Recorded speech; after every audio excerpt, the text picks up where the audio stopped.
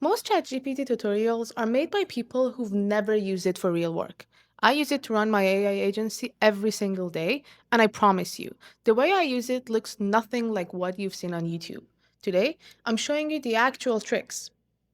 Hey, I'm Dorsa. I co founded Zaptron AI, where we build AI agents and automations for businesses. On this channel, I share what I'm actually doing, not theory, not recycled tips from Reddit, real stuff that works. Today, the 6 ChatGPT moves I use almost every single day to run the business. Trick 1. I use ChatGPT to write first drafts of client proposals. This alone saves me probably 3 hours a week. Watch what's actually happening in this prompt, because this is the part most people get wrong. If you just type write me a proposal, ChatGPT has to guess everything, like who you are, who the client is, what they need, how much to charge.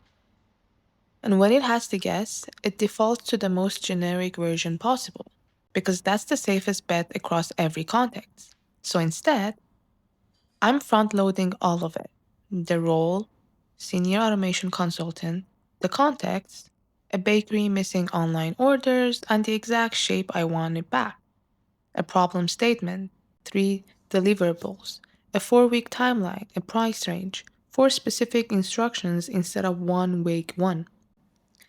And this structure scales past proposals, role, context, and exact output format. That's the skeleton underneath almost every good prompt. Once you see it here, you start noticing it everywhere.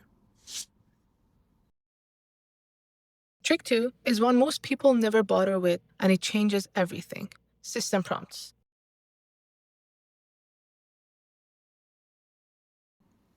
This is a setting most people have seen and skipped, because 2 empty text boxes don't look like much. But here's what's actually happening when you fill them in. Whatever you typed gets quietly attached to the start of every conversation you have from now on, without you actually seeing it happen.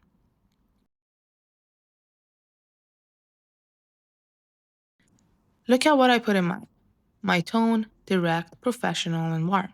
My formatting preference, short paragraphs, bullet points, and this specific line: never open with certainly or of course. Once you notice ChatGPT doing that, you can't stop noticing it.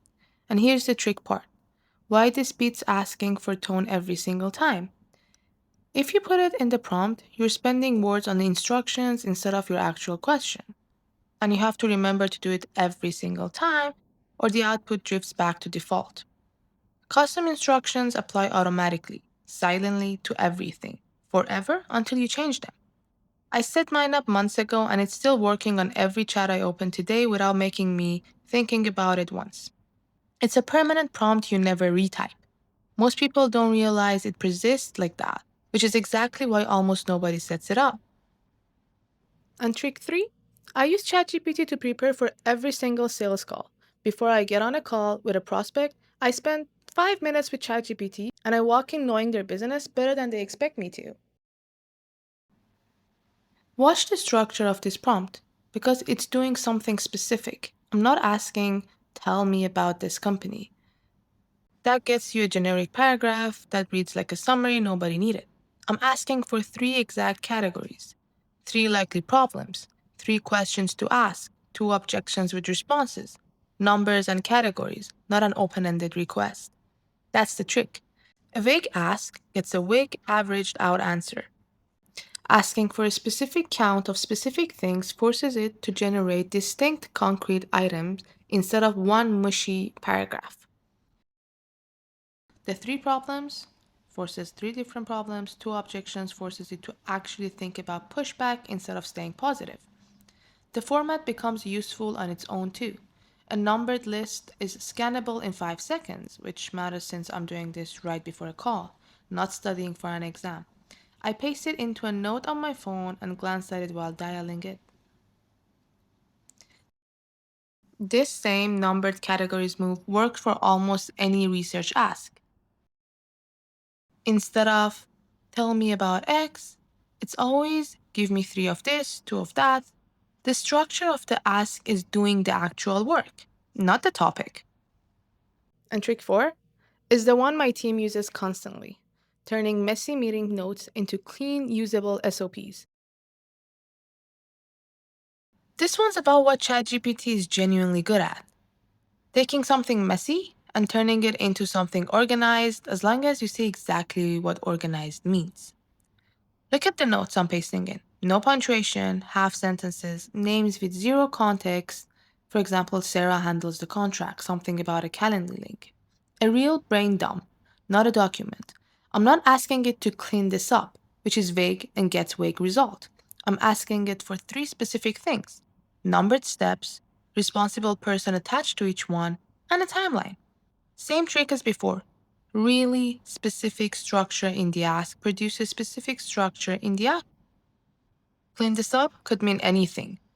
Numbered steps with an owner and a deadline for each can only turn into one kind of document. And it's the kind you can actually hand someone without explaining it out loud. The input doesn't need to be clean for this to work, which is the part people don't expect. You'd assume messy in means messy out. It's actually the opposite. The messier the input, the more this specific structure trick is doing real work, because there's more chaos for it to sort. And trick 5, competitive research. I do this whenever we're pitching against another agency or whenever a client asks, why should I go with you guys and not X? Same structure trick as the last two, but there's one extra word in this prompt worth pointing out: honest. I'm asking for three things: where I might be stronger, what the competitor will likely pitch, and one honest reason to choose us instead. Without that word, ChatGPT tends to default to cheerleader mode. It'll just tell you you're great because that's the path of least resistance. Adding honest or realistic measurably changes the output. It pulls it away from flattery towards something that actually holds up if someone pushes back on it. Try it yourself. Ask the same question without that word and watch the answer get noticeably more generic and more flattering. The other piece worth noticing: I'm asking it to predict the other side's pitch, not just list my own strength. That's a different kind of question. Most people only ask AI to talk about themselves. Getting it to model what the competitor will actually say is the more useful half of this prompt, and that part people forget to ask for. And last one, and this is the one I use the most personally, drafting messages I don't want to write. Scope creep emails, delayed delivery updates, pushback on a contract clause, and all of that. I know, ChatGPT can write your emails is the most overused AI tip that exists. So let me show you why this specific prompt doesn't produce the generic mushy AI emailing thing you're picturing. Count the constraints stacked in here. Explain why it's out of scope. State the cost to add it. Keep the relationship positive. Direct but warm. Under 200 words. 5 instructions in one prompt, each one narrowing the possible output. Drop any single one and it gets worse. Lose the word count and it rambles. Lose positive and it reads cold. Lose direct and it goes mushy and dances around the point. That's the real trick with email prompts. Most people type one vague line like, write a polite email about this, and they get back something that sounds like every other AI email ever generated, because nothing's pulling it towards a specific voice. Stack 4 or 5 real constraints: tone, length, what to include, what outcome you want, and it stops sounding generic because only one output satisfies all 5 conditions at once. I still swap a word or two so it sounds like me, but the actual work, hitting every point without rambling, is already done. And that's 6. All of these are things I actually used, not things I found on a list somewhere. Subscribe if you want more. Friday, I'm doing a live build. I'm building an AI lead qualifier for a real client in 20 minutes. No code. See you Friday.